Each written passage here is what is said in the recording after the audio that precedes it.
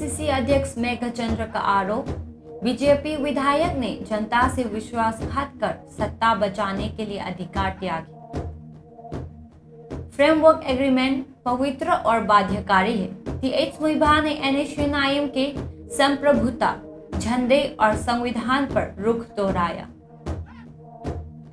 Myanmar के सशस्त्र संगठन यूनाइटेड ट्रैवल वॉलंटियर्स ग्रुप के 2 कैडर को असम राइफल्स ने सजिक तंपाक चांडिल डिस्ट्रिक्ट मणिपुर के पास गिरफ्तार किया है। 46 स्टेट लेवल फीस मेला ने बढ़ाई निंगोल चाकोबा से पहले उत्सव की रौनक। लमडिंग रिलीफ कैंप में आईडीपी निंगोल्स ने मनाया निंगोल चाकोबा। एमएलए सूर्य कुमार बोले, असली शांति तब लौटेगी जब सब अपने घर लौटेंगे। Modi cancels, Trump reveals. Trump के बयान पर कांग्रेस ने मांगी स्पष्टता। रशियन ऑयल व्यापार पर उठे सवाल। राष्ट्रपति द्रौपदी मुर्मू के हेलीपैड लैंडिंग साइट का हिस्सा धंसा, बड़ी दुर्घटना टली। भारी बारिश से तमिलनाडु में रेड अलर्ट, बाढ़ का खतरा बढ़ा। दिवाली के पटाखों ने दिल्ली की हवा को खतरनाक स्तर तक पहुंचाया। लव म्यूजियम 3 दिन बाद फिर से खुला। शाही गहनों की चोरी ने हिला दिया पेरिस। यूएस ने H-1B वीजा फीस में छूट की घोषणा की। भारतीय प्रोफेशनल्स और छात्रों को बड़ी राहत। डार्क फ्लीट ऑफ टैंकर्स ने मैक्सिकन कार्टेल के फ्यूल स्मगलिंग नेटवर्क को बनाया अरबों डॉलर का कारोबार। खुरुमजरी नमस्कार, मैं हूं नाबम थादोई चनू। कंगला टीवी मणिपुर से सुनिए हिंदी में समाचार। अब समाचार विस्तार से। एमपीसीसी अध्यक्ष मेघचंद्र ने बीजेपी विधायकों पर जनता से विश्वासघात कर सत्ता बचाने के लिए अधिकार त्यागने का आरोप लगाया। यह हैरानी की बात है कि बीजेपी एमएलए यह कह रहे हैं कि राष्ट्रपति शासन के कारण वे लोकप्रिय सरकार नहीं बना सकते। ऐसा कहना है मणिपुर प्रदेश कांग्रेस कमेटी एमपीसीसी अध्यक्ष कैसाम मेघचंद्र का, जिन्होंने बीजेपी विधायकों पर जनता से विश्वासघात करने और अपनी कुर्सी बचाने के लिए अधिकार छोड़ देने का आरोप लगाया। बाबूपरा स्थित अपने आवास पर मीडिया से बात करते हुए मेघचंद्र ने कहा कि राज्य में जारी संकट लगभग 2 वर्षों से चल रहा है, लेकिन अब तक कोई ठोस समाधान नहीं निकला है। उन्होंने आरोप लगाया कि इस स्थिति के लिए केंद्र की बीजेपी नेतृत्व सरकार सीधे तौर पर जिम्मेदार है, जो लोकतांत्रिक शासन बहाल करने के बजाय राष्ट्रपति शासन को बढ़ाने की कोशिश कर रही है। रिपोर्टों के अनुसार बीजेपी विधायक इस समय दिल्ली में डेरा डाले हुए हैं और केंद्र के नेतृत्व से फिर से सरकार बनाने के लिए बातचीत कर रहे हैं। हालांकि मेघचंद्र ने कहा कि कुछ विधायकों के त्यागपत्र देने की चर्चा भी चल रही है, क्योंकि उन्होंने जनता का प्रतिनिधित्व करने का संवैधानिक अधिकार खो दिया है। उन्होंने जोर देकर कहा कि भारतीय संविधान हर विधायक को विशेष शक्तियां और जिम्मेदारियां देता है और इन अधिकारों से वंचित करना लोकतंत्र के खिलाफ है। उन्होंने आगे कहा कि बीजेपी विधायक बिना सोचे समझे केंद्र के निर्देशों का पालन कर रहे हैं और जनता के लिए आवाज नहीं उठा रहे, जो यह दर्शाता है कि वे पूरी तरह केंद्र के नेतृत्व पर निर्भर हैं। मेघचंद्र ने कहा कि मणिपुर में जारी अशांति बीजेपी की डबल इंजन सरकार का सीधा परिणाम है। उन्होंने आरोप लगाया कि बीजेपी शासन में कानून व्यवस्था की स्थिति पूरी तरह बिगड़ चुकी है और पार्टी शांति बहाल करने या जिम्मेदारी निभाने में नाकाम रही है। बीजेपी प्रवक्ता द्वारा संकट के लिए कांग्रेस को दोषी ठहराना कल्पना से परे है, क्योंकि कांग्रेस के पास न तो सत्ता है और न ही प्रशासनिक अधिकार, वह केवल विपक्ष की भूमिका निभा रही है। उन्होंने कहा कि केंद्र और राज्य की बीजेपी सरकारें भले ही तालमेल का दावा करें, लेकिन हकीकत में यह डबल इंजन मॉडल पूरी तरह विफल साबित हुआ है। मेघाचंद्र ने यह भी आरोप लगाया कि इंटरनली डिस्प्लेस्ड पर्सन्स IDPs के पुनर्वास की योजना सिर्फ कागजों में ही सीमित है। वर्क ऑर्डर्स जारी किए गए हैं लेकिन अब तक घर नहीं बनाए गए हैं। उन्होंने यह भी दावा किया कि सेंटर द्वारा IDP रीसेटलमेंट के लिए जारी किए गए 500 से 600 करोड़ का सही उपयोग नहीं हुआ है, जिसे उन्होंने भ्रष्टाचार और कुप्रबंधन का एक और उदाहरण बताया।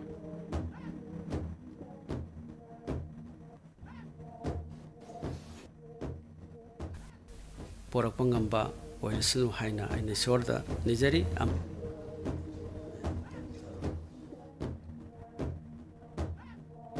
लगभग 5 दशकों बाद अपने भावनात्मक और ऐतिहासिक गृह आगमन के दौरान थुंगालेंग मुइभा अतोकिलोनसर NHNIM ने दोहराया कि फ्रेमवर्क एग्रीमेंट 3 अगस्त 2015 भारत नागा शांति प्रक्रिया की मौलिक और पवित्र नींव है।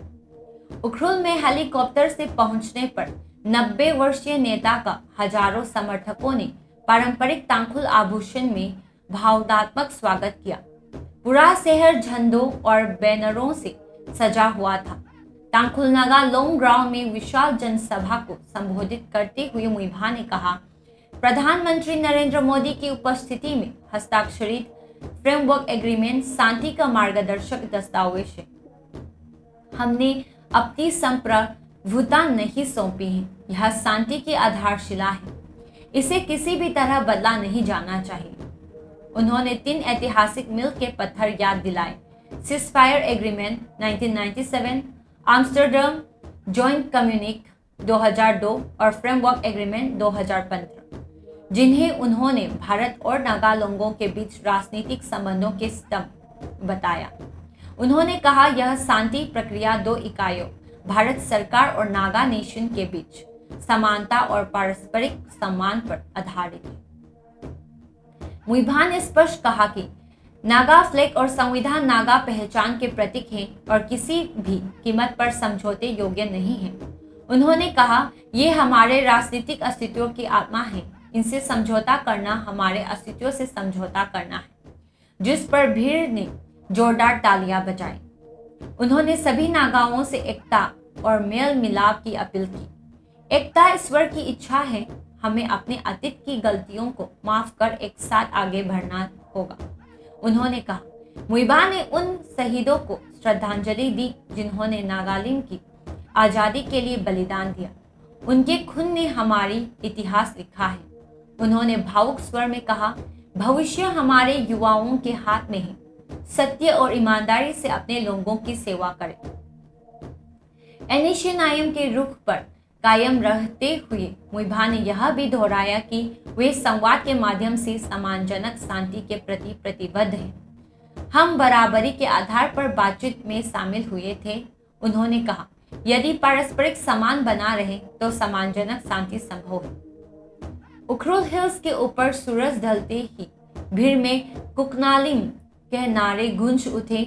अपने अंतिम शब्दों में मुइभा ने घोषणा की, फ्रेमवर्क एग्रीमेंट पवित्र है, झंडा और संविधान हमारी पहचान है।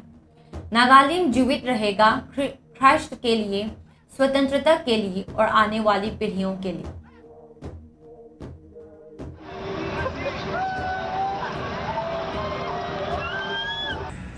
The spirit of unity in such Wala.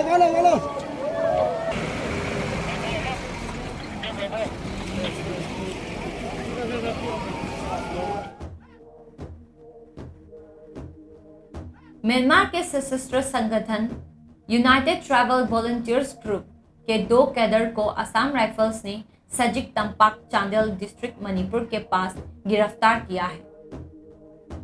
यह इलाका सीमा पार आवाजाही के लिए बदनाम माना जाता है। यह गिरफ्तारी 18 अक्टूबर को सटीक खुफिया जानकारी के आधार पर की गई। असम राइफल्स के अनुसार इस ऑपरेशन ने सीमा पार उग्रवादियों की घुसपैठ के प्रयास को विफल कर दिया, जिससे भारत म्यांमार की छिद्रपूर्ण सीमा पर जारी सुरक्षा चुनौतियों का पता चलता है। लेकिन इस एक सफलता से परे विशेषज्ञों ने चेतावनी दी है कि इस क्षेत्र में अवैध सीमा पार गतिविधियां लगातार हो रही हैं, जिनमें केवल उग्रवादी ही नहीं बल्कि तस्कर और हथियारों के व्यापारी भी शामिल हैं। स्थानीय लोगों का कहना है कि कठिन भौगोलिक परिस्थितियों और सीमित निगरानी ढांचे के कारण ऐसी गतिविधियां अब सामान्य होती जा रही हैं। मणिपुर में अभी भी जारी जातीय तनाव के बीच सशस्त्र समूहों की अनियंत्रित सीमा पार आवाजाही एक गंभीर राष्ट्रीय सुरक्षा चिंता बन गई है। विश्लेषकों का कहना है कि बढ़ती घुसपैठ को रोकने के लिए मजबूत सीमा प्रबंधन, केंद्र और राज्य बलों के बीच बेहतर समन्वय और म्यांमार के साथ राजनयिक सहयोग की तुरंत आवश्यकता है।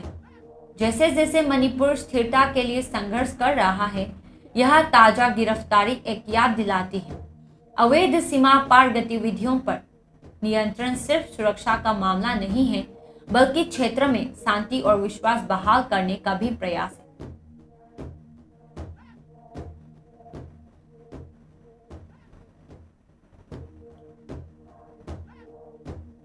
निंगोल चाकोबा त्योहार से पहले आयोजित 46 स्टेट लेवल फिश मेला कम फिश क्रॉप कंपटीशन 2025 ने आज हफ्ता कांगजेबुंग पैलेस कंपाउंड इंफाल इसमें जबरदस्त उत्साह और भारी भीड़ जुटाई।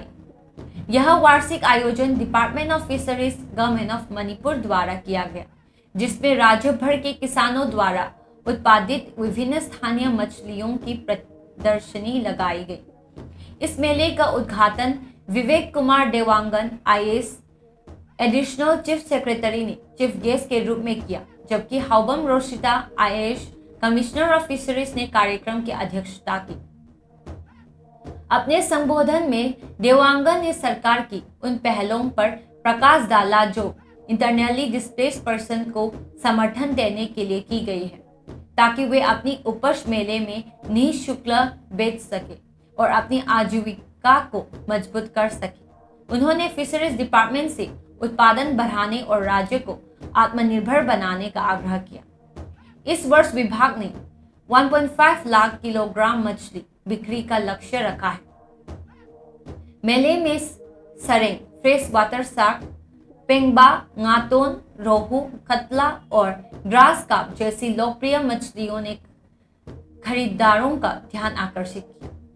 डायरेक्टर ऑफ फिशरीज फुलेन मेटे ने बताया कि मणिपुर की वार्षिक मछली की मांग लगभग 7,000 मीट्रिक टन से, जिसमें से करीब 45,000 टन स्थानीय उत्पादन से पूरी होती है, जबकि शेष असम, आंध्र प्रदेश, वेस्ट बंगाल तथा पड़ोसी देशों म्यांमार और बांग्लादेश से आयात की जाती है।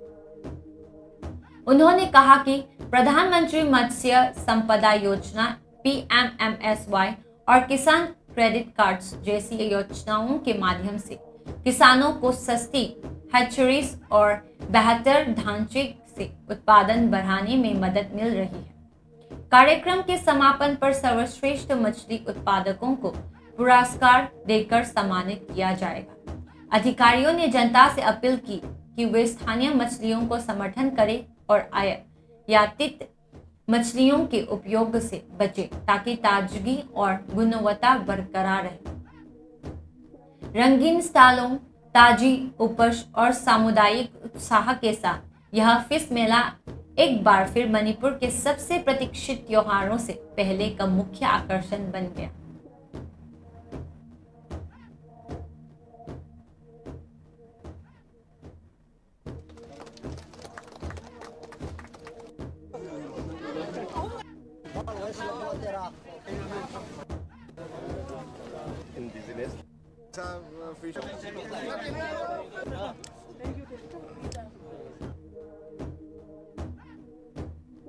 इंटरनली डिस्प्लेस्ड वुमेन, जिन्हें IDP निंगोल्स कहा जाता है, जो इस समय Lumding higher secondary school relief camp में रह रही हैं, उन्होंने भावनाओं और अपनापन से भरा निंगोल चाकोबो उत्सव लमडिंग इकोप निंगथौस टेम्पल में मनाया।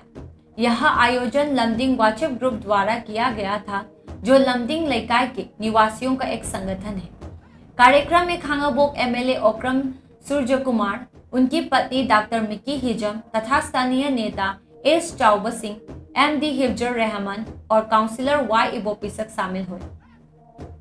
मोड़े और चुराचांदपुर से हिंसा के कारण विस्थापित हुई महिलाएं, जो 3 मई 2023 से राहत शिविर में रह रही हैं, पारंपरिक भोजन साझा करते हुए खुशी और अपने घर की यादों से भरे भावुक पल बांटती दिखी। आयोजकों ने महिलाओं को उपहार और आवश्यक वस्तुएं वितरित की, जिससे यह दिन कठिन परिस्थितियों के बावजूद यादगार बन गया।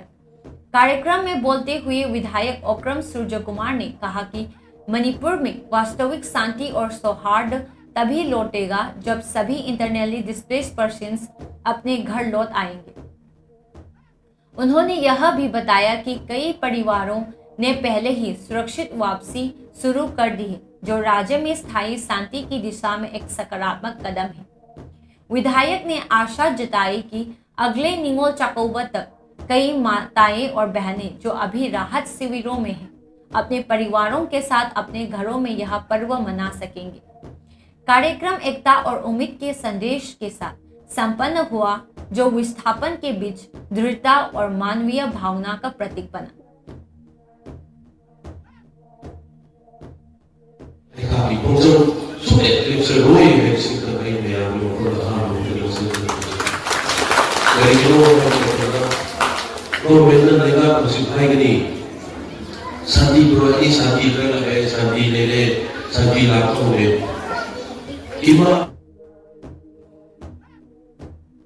अमेरिकी राष्ट्रपति डोनाल्ड ट्रंप के हालिया बयान, जिसमें उन्होंने दावा किया कि प्रधानमंत्री नरेंद्र मोदी ने उन्हें बताया था कि भारत रूस से तेल की खरीद कम करेगा, उन्होंने भारत के राजनीतिक हलकों में नई चर्चा छेड़ दी है। ट्रंप ने यह भी कहा कि अगर भारत रूसी कच्चे तेल का बड़ा आयात जारी रखता है तो उस पर ऊंचे टैरिफ लग सकते हैं। कांग्रेस पार्टी ने इस बयान पर प्रतिक्रिया देते हुए सरकार से स्थिति स्पष्ट करने की अपील की।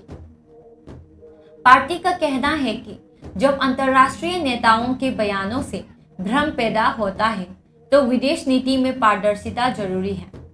नेताओं ने कहा कि भारत का नागरिकों को वास्तविक स्थिति की जानकारी मिलनी चाहिए, न कि विरोधाभासी दावों की। इस बीच ministry of external affairs MEA ने कहा कि ऐसी किसी बातचीत का कोई रिकॉर्ड नहीं है और यह दोहराया कि भारत की ऊर्जा आयात उसके राष्ट्रीय हित और वैश्विक बाजार की परिस्थितियों पर आधारित है। विश्लेषकों का मानना है कि यह घटनाक्रम भारत की विदेश नीति के संतुलन को दर्शाता है, जहां देश US और रशिया दोनों के साथ मजबूत संबंध बनाए रखते हुए अपनी ऊर्जा सुरक्षा को प्राथमिकता दे रहा है।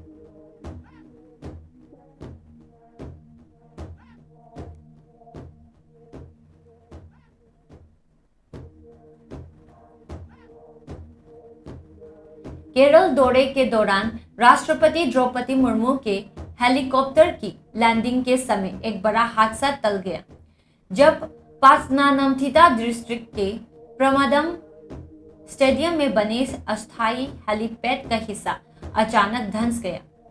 यह हेलीपैड हाल ही में बनाया गया था और जैसे ही हेलीकॉप्टर उतरा, जमीन का हिस्से नीचे बैठ गया।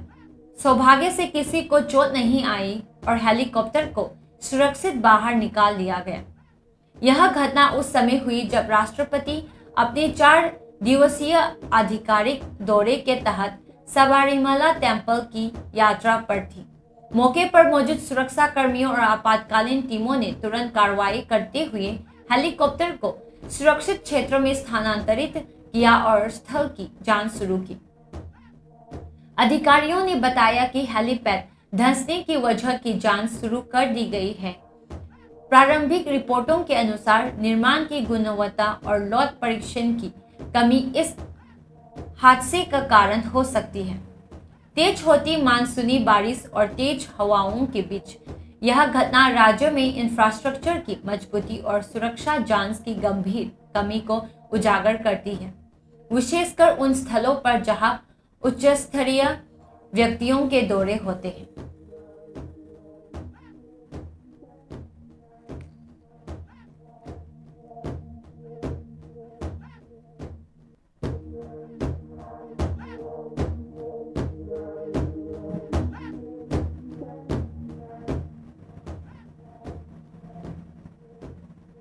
तेज होती नॉर्थ ईस्ट मानसून की वजह से तमिलनाडु में भारी बारिश ने कहर मचा दिया है। 8 जिलों में रेड अलर्ट और कई अन्य क्षेत्रों जिनमें चेन्नई भी शामिल है उसमें ऑरेंज अलर्ट जारी किया गया है। इंडिया मेट्रोलॉजिकल डिपार्टमेंट IMD के अनुसार बे ऑफ बंगाल पर बना लो प्रेशर एरिया गुरुवार देर शाम तक डिप्रेशन में बदल सकता है, जिससे कोस्टल तमिलनाडु, पुदुचेरी और कराईकल में 24 अक्टूबर तक भारी से बहुत भारी बारिश की संभावना है।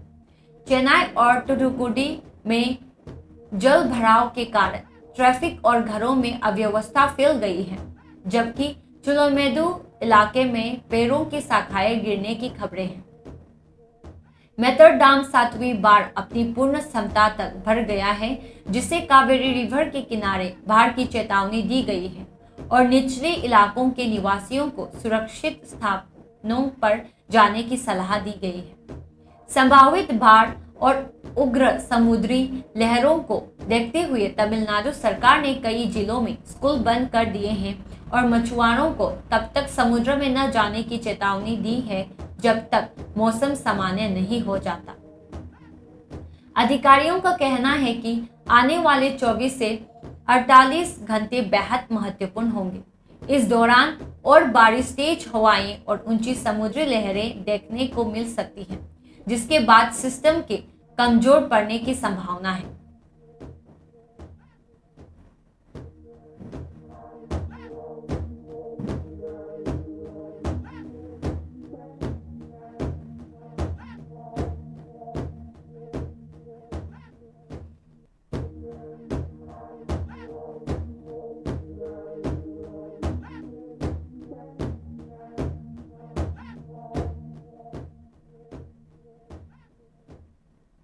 दिवाली के जश्न के बाद दिल्ली घने जहरीले धुंध की चादर में लिपट गई, जब वायु गुणवत्ता वर्ष के सबसे खराब स्तरों में से एक पर पहुंच गई। शहर का PM 2.5 स्तर 480 माइक्रोग्राम पर मीटर क्यूब से ऊपर चला गया, जबकि कुछ इलाकों में यह 700 माइक्रोग्राम पर मीटर क्यूब तक पहुंच गया, जो WHO की सुरक्षित सीमा से 50 गुना ज्यादा है। सुप्रीम कोर्ट द्वारा केवल ग्रीन क्रैकर्स की सीमित अनुमति दिए जाने के बावजूद शहर भर में बड़े पैमाने पर नियमों का उल्लंघन हुआ और पारंपरिक पटाखे देर रात तक जलाए गए। धीमी हवाओं, गिरते तापमान और स्थिर वातावरण ने प्रदूषकों को जमीन के पास फंसा दिया, जिससे स्मोक और गहरा हो गए। हालांकि इस साल पड़ोसी राज्यों में ट्रॉफ रेसिड्यू बर्निंग कम हुई है, लेकिन दिल्ली के स्थानीय प्रदूषण जैसे वाहन निर्माण, धूल और पटाखों का अत्यधिक उपयोग मुख्य दोषी बन गए। विशेषज्ञों का कहना है कि प्रशासनिक लापरवाही, जनता की उदासीनता और खराब मौसम ने मिलकर राजधानी को फिर से स्वास्थ्य आपातकाल की स्थिति में पहुंचा दिया है। प्रशासन ने लोगों को घरों में रहने, बाहरी गतिविधियां सीमित करने और सप्ताह के अंत तक हवा में सुधार की उम्मीद रखने की सलाह दी है।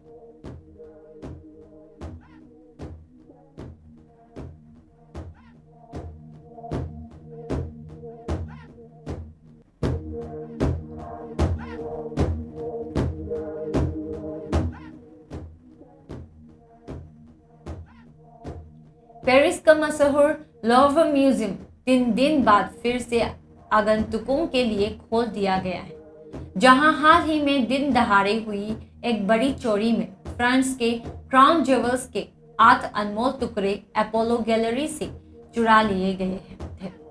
यह चोरी रविवार सुबह हुई थी, जब चोर कंस्ट्रक्शन वर्कर्स के वेश में आए और एक फ्राइट एलिवेटर का इस्तेमाल कर सुरक्षा को बहते हुए डिस्प्ले केसेस तोड़ दिए। चोरी गए गहनों की कीमत लगभग €88 मिलियन 102 मिलियन आंकी गई है। जांच एजेंसियों के अनुसार यह एक बेहद संगठित गिरोह था। अब तक 4 संदिग्धों की पहचान हो चुकी है और इस मामले की जांच में 100 से अधिक अधिकारी जुटे हैं। संग्रहालय फिर से खुल गया है, लेकिन अपोलो गैलरी को सुरक्षा कारणों से बंद रखा गया है। ग्लास पिरामिड एंट्रांस पर फिर से पर्यटकों की भीड़ देखी गई, जबकि अब जांच का फोकस संग्रहालय की सुरक्षा प्रणाली और स्टाफ व्यवस्था पर है। अधिकारियों का कहना है कि चोरी गए गहनों की आर्थिक कीमत बहुत बड़ी है, लेकिन उनसे कहीं अधिक नुकसान उनकी ऐतिहासिक और सांस्कृतिक विरासत के खो जाने का है और संभव है कि ये खजाने कभी वापस न मिले।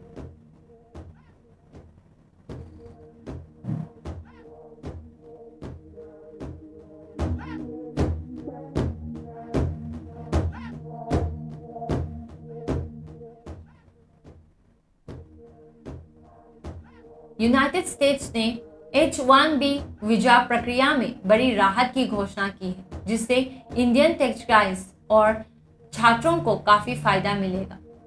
US citizenship and immigration services USCIS ने H-1B वीजा की कुछ श्रेणियों में फीस छूट की घोषणा की है। यह छूट विशेष रूप से non profit research organisations, educational institutions और इनोवेशन से जुड़े स्टार्टअप्स पर लागू होगी। नई नीति से H-1B आवेदन प्रक्रिया की लागत कम होगी, जिससे कई भारतीय स्किल प्रोफेशनल्स और उनके एम्प्लॉयर्स को राहत मिलेगी। इंडियन एप्लीकेंट्स जो technology, research, artificial intelligence, cloud engineering और सेमीकंडक्टर जैसे क्षेत्रों में काम करते हैं, इस कदम से सबसे अधिक लाभान्वित होंगे। इस घोषणा का उद्देश्य लीगल माइग्रेशन को आसान बनाना और स्किल टैलेंट को अट्रैक्ट करना है। वर्तमान में H-1B वीजा धारकों में 70% से अधिक इंडियन प्रोफेशनल्स हैं। यह फैसला उन इंडियन स्टूडेंट्स की भी मदद करेगा जो F-1 वीजा से H-1B में संक्रमण की प्रक्रिया में है, खासकर ऑप्शनल प्रैक्टिकल ट्रेनिंग OPT पूरा करने के बाद। USCIS जल्द ही इस नीति के लागू होने की विस्तृत गाइडलाइंस जारी करेगा। यह कदम US इंडिया संबंधों को मजबूत करने और ग्लोबल स्किल वर्कफोर्स को आकर्षित करने की दिशा में एक महत्वपूर्ण परिवर्तन माना जा रहा है।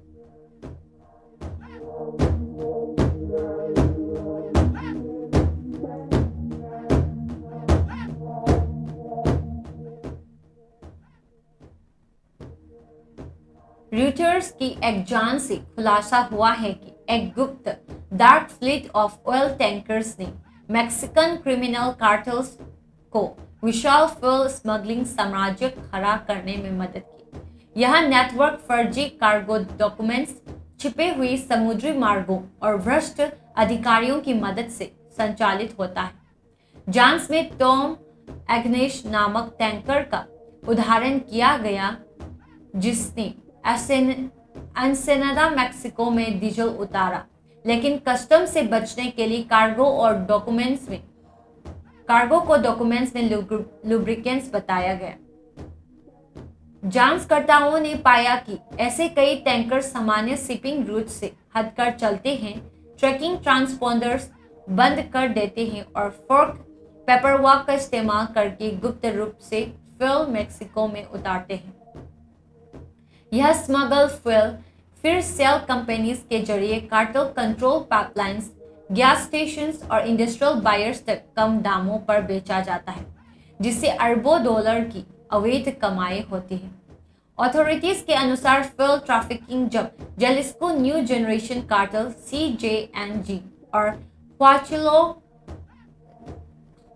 हुआचिकोलेरो नेटवर्क जैसे कार्टेल्स की बड़ी कमाई का स्रोत बन चुका है, जो नार्कोटिक स्मगलिंग की कमाई को टक्कर दे रहा है। मेक्सिको की सरकारी तेल कंपनी पेमेक्स को फ्यूल चोरी और अवैध आयात से हर साल भारी नुकसान उठाना पड़ रहा है। हाल ही में US मेक्सिको की संयुक्त कार्रवाई में लाखों गैलन्स अवैध फ्यूल जब्त किया गया है और स्मगलर्स, शिपिंग ब्रोकर्स तथा करप्ट कस्टम्स ऑफिशियल्स के बीच संबंधों का खुलासा हुआ है। अब इस मामले में उन शिपिंग फर्म्स और एनर्जी ट्रेडर्स की भी जांच की जा रही है जो इस सैदो टैंकर नेटवर्क को समर्थन दे रहे हैं।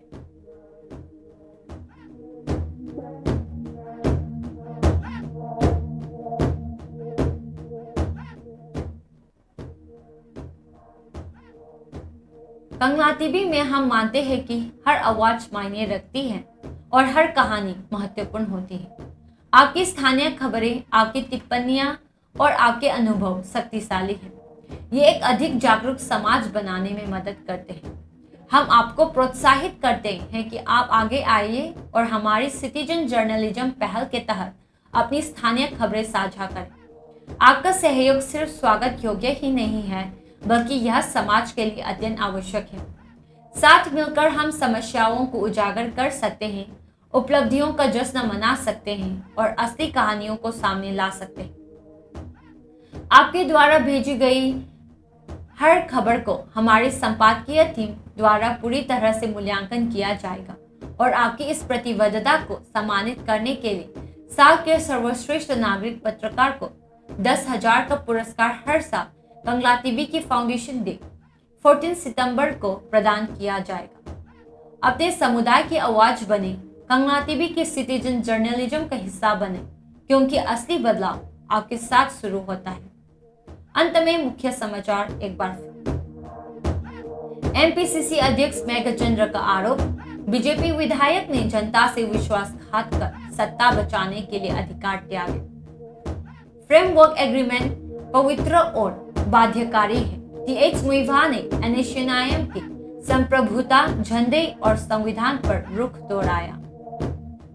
म्यांमार के सशस्त्र संगठन यूनाइटेड ट्राइबल वॉलंटियर्स ग्रुप के 2 कैडर को असम राइफल्स ने सजिक तंपाक चांडल डिस्ट्रिक्ट मणिपुर के पास गिरफ्तार किया है।